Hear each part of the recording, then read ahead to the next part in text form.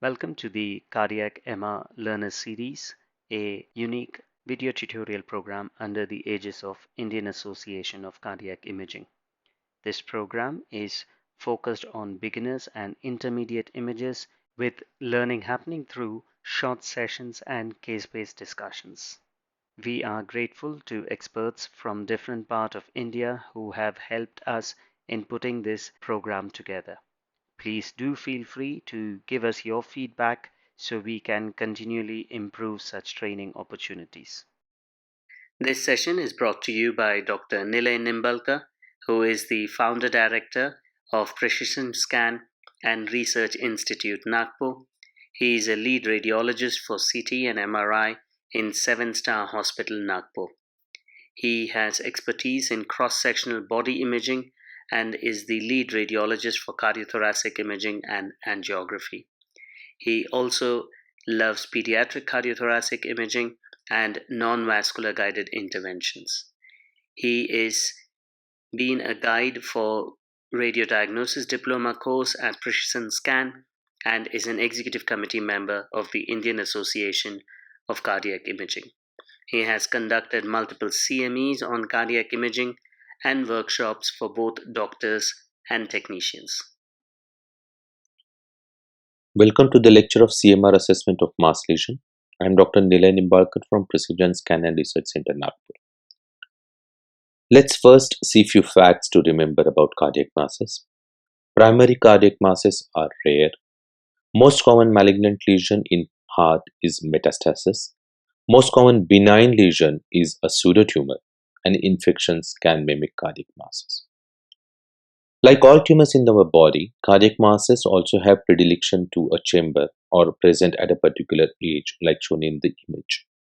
Pericardium having pericardial cyst or lipomatosis or liposarcoma or lipoma.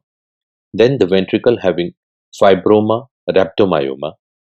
Left atrium having myxoma, fibrosarcomas, osteosarcomas, leiomyosarcomas, undifferentiated sarcomas. Right atrium having thrombus, angiosarcoma, lymphoma. Valvular regions like fibroelastomas and vegetations. Metastasis, hemangioma, lipoma, and rhabdomyosarcoma have privilege to be present in any of the chambers. Similarly, few lesions present at a particular age group, like rhabdomyoma, are peculiarly seen in infants and children and has association with tuberous sclerosis. Then the sarcomas are adult lesions, exception rhabdomyosarcoma, which is again a tumor of infants and children. Myxoma is present predominantly from the 4th to 7th decade, and fibroma, which is a pediatric and a young adult lesion, is associated with polyposis syndrome. Moving forward to the scanning, which requires few changes associated with mass lesion evaluation on CMR. The routine sequences, as we all know through all our previous lectures, that need a small modification in cases of cardiac mass evaluation, which is addition of a spatial plane to suit the orthogonal sections of the cardiac masses. We can add tagging to see whether there is any pericardial adhesion. T1 and T2 double and triple IR sequences for better lesion evaluation, and add an early gadolinium enhancement scan with TI value of 500. With all preparations in mind, make the patient comfortable on the gantry and start the scan. So let's see at our first case. A 40-year male having pleural effusion and consolidation with a small mobile right atrial lesion on echo. Clinical suspicion of right atrial soft tissue or a right atrial thrombus was there. When we went through all the images, what we could evaluate is mildly prominent crista terminalis. No mass, no thrombus. Before reporting, we should understand the importance of normal but prominent anatomical structures which may mimic a mass on echo.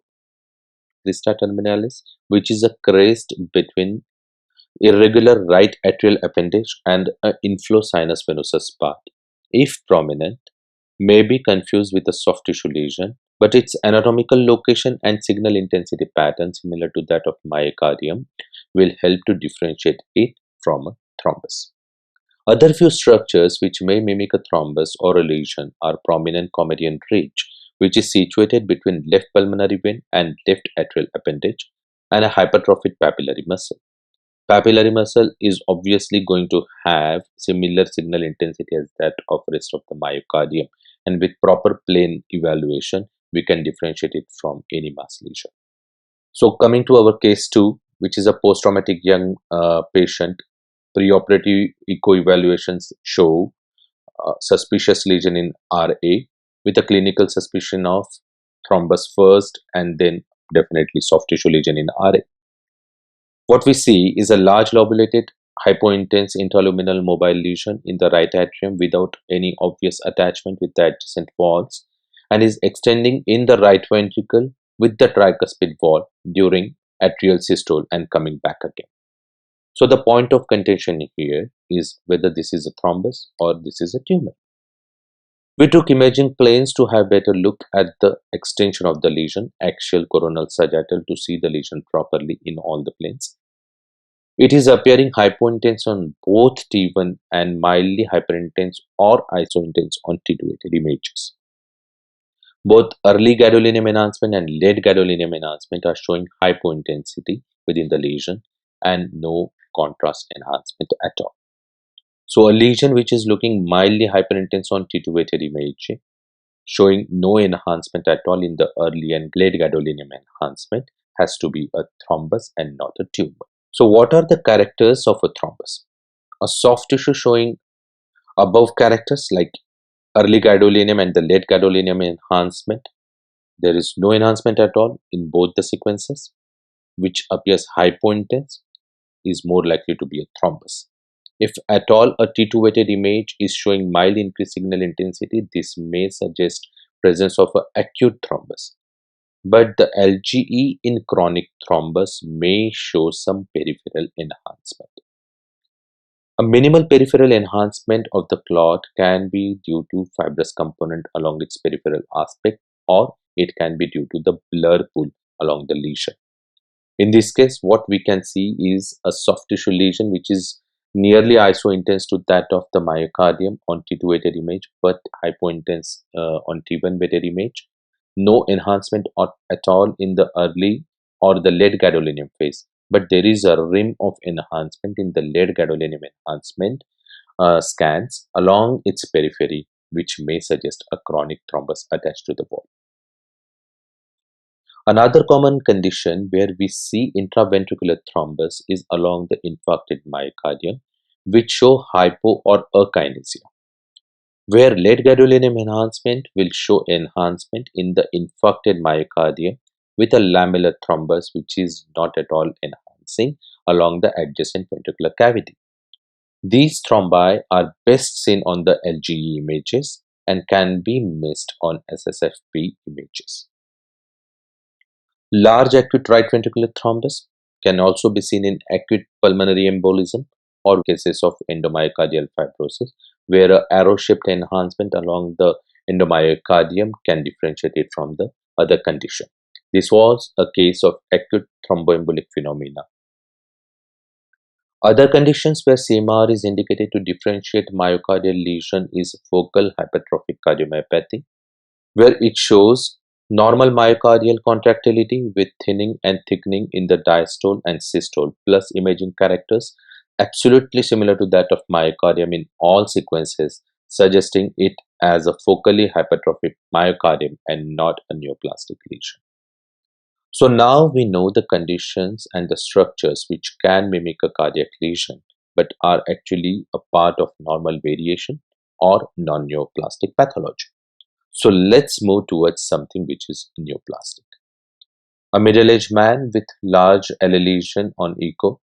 For further evaluation and diagnosis, echo diagnosis was kept as myxoma.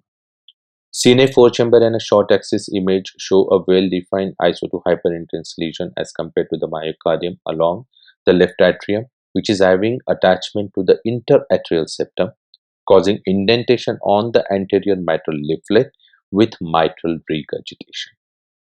It appears mildly hyperintense on T2-weighted images and FACSAT images, and it is showing isointensity to T1 weighted images with dynamic perfusion scan showing mild central patchy enhancement. The early gadolinium enhancement is showing minimal enhancement while the LGE is showing significant enhancement along the central part of the lesion and its attachment to the interatrial septum. The peripheral hypointensity, which may be representing a thrombus along its periphery, so it's obvious that it is consistent with echo-diagnosis of a benign left atrial lesion, more likely to be a myxoma. So what is important is to characterize a lesion properly, as some cardiac lesions have typical pattern of intensity which helps to reach to a diagnosis. Like the above example, which shows myocardial lesion appearing hypointense on T1 weighted images, no enhancement at all on the perfusion scan, but is showing intense enhancement on the delayed contrast enhanced scans. Such ventricular lesion most likely represent fibrous tissue predominance, hence a fibro.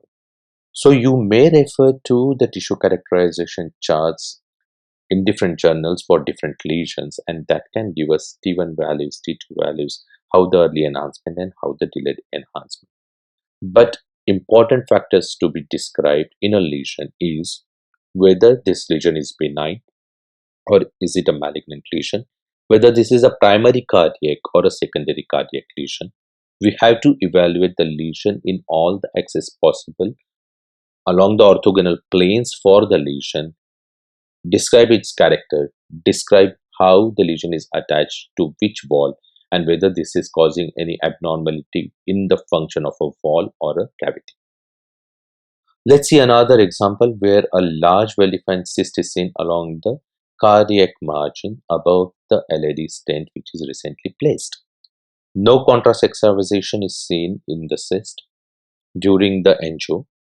No contrast extravasation was seen in the dynamic perfusion scan too, and late gadolinium enhancement is showing a thin capsule of enhancement and water intensity within the cystic lesion with a well-defined thick wall, which was confirmed again by CT imaging, by CT angiography, suggesting a pericardial cyst with high proteinaceous content, but causing mild pressure effect on the ventricular cavity. So describing a mass, describing its attachment is more important rather than directly reaching to a conclusion. So next say, a location of a tissue and characterization and considering age at which the lesion is presenting. This is a case of a 7-year-old girl with a right ventricular lesion appearing mildly hyperintense to myocardium on T2 weighted image and attached to the septum with a wide margin but showing motility with systole and diastole, and LG showing enhancement along its attachment and central part of the lesion. So looking at the age of the patient with intraventricular lesion, possibilities of benign lesion with a differential diagnosis of rhabdomyoma or a fibroma is kept, and evaluation for tuberous sclerosis and polyposis was advised. So make a checklist about description and anatomical relationship of the lesion, assessment of the size in 3 cross-sectional dimensions. Cine imaging gives its functional implications. Imaging characters on T1, T2, FATSAT images, early gadolinium enhancement and late enhancement is going to give us better visualization and interpretation of the lesion. Patient age, location of the lesion and imaging characters, leading to a closer differential diagnosis and not required to give histopathological diagnosis. So coming to our next case, a large soft tissue having transmural extension involving anterior, anteroseptal and anterolateral walls from the base to the mid-myocardium, sparing the apex with transmural involvement throughout its involving myocardial segments with mild pericardial infiltration along the lateral wall with minimal effusion. How are the margins? The margins are ill-defined. T2-weighted images are showing increased signal intensity.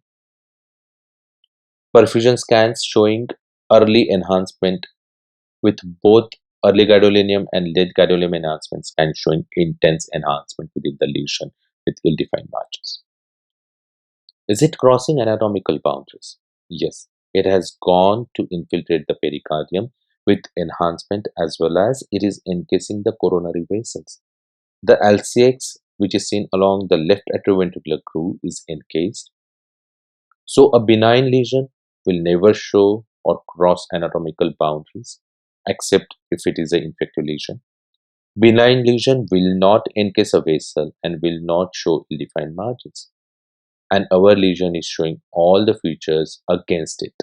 So a possibility of malignant neoplastic primary cardiac lesion is kept as no history of other known malignancy was present in this case. So what are the characters we are looking for a malignant lesion? It has to have ill-defined margins. It is crossing anatomical boundaries. It is heterogeneous in enhancement, and pericardial effusion or pleural effusion can be present with areas of encroachment in those particular planes.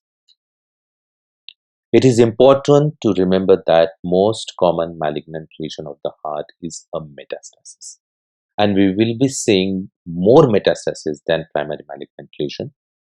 This was a known case of CA lung with known metastasis into liver with myocardial lesion seen on echo. So CMR is showing ill-defined lesion along the lateral wall and the apex of the left ventricle, showing minimal peripheral enhancement on the perfusion scan and no enhancement on the early gadolinium and late gadolinium scans. The appearance is consistent with the other metastatic lesions which are also seen in the mediastinum and the liver, and it can be perceived as same malignant lesion or the metastatic lesion which is again seen from the primary which is present in the lungs. A metastatic lesion can be a direct extension from the adjacent structures like lung, esophagus or a breast, or it can be a hematological or a lymphatic spleen. Please have a look at the pericardial effusion. If it appears hyperintense on T1 weighted images, it could be a hemorrhagic pericardial effusion. Not all pericardial effusions which are associated with a lesion is hemorrhagic effusion. It can be associated with benign lesions with maybe a pericardial chronic inflammatory process, but it could well act as a cause of discomfort and hence needs to be drained, as in this case of epicardial lipomatosis in an elderly lady with pericardial effusion. This was a wonderful case given by Dr. Richa Kothari from Narayana Hrudayalaya, Bangalore. A 4-chamber Cine SSFP sequence shows mass lesion involving biatrial walls and interatrial septum. Right-sided pleural effusion is present. A T1 weighted image, which is A image, is showing ISO 2 hyperintense mass lesion involving both atria, interatrial septum. So it is crossing the anatomical boundaries. Stir images show heterogeneous intensity throughout the involvement of the mass. So the location, extension, and signal intensity pattern and enhancement all are pointing towards a malignant process involving atria and ventricle.